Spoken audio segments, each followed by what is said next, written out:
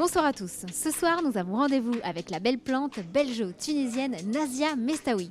À l'occasion de la COP21, elle a lancé une application One Earth, One Tree qui va permettre à chaque citoyen de pouvoir planter des arbres dans le monde grâce à son téléphone portable. La soirée commence, il y a plein de jolies personnalités et ambassadeurs de son projet qui ont des choses à nous dire. Suivez-moi.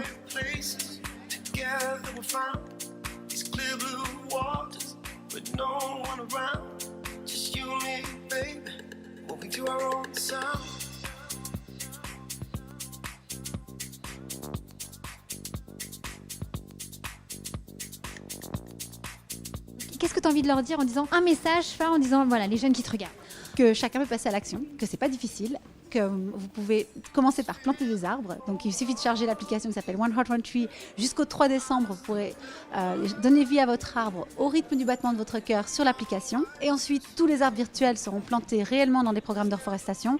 Vous pourrez les suivre pendant 3 ans à travers le monde. Et l'idée, c'est justement d'associer le court terme, le long terme, l'art, l'action, la technologie et la nature, et de donner envie et de vous donner envie de redevenir les acteurs de notre réalité. Et c'est qu'un premier pas, parce qu'il y a plein d'autres choses à faire, au-delà des arbres à planter. Mais je pense que c'est un acte symbolique qui fait sens. Marion, si je vous parle de forêt, si je vous parle de puits de carbone, de toutes ces jolies forêts à travers le monde, qu'est-ce que ça vous évoque? Ça m'évoque la beauté déjà, la beauté, la puissance, l'énergie de la forêt. Il y avait Raoni qui parlait tout à l'heure, c'est un monsieur qui combat depuis toujours et toutes ses victoires sont éphémères, ce qui est scandaleux. Ça m'évoque le fait qu'on ne respirerait pas sans la forêt. Moi, je ne voudrais pas qu'un jour, justement, de le voir, ces parcelles de forêt disparaître.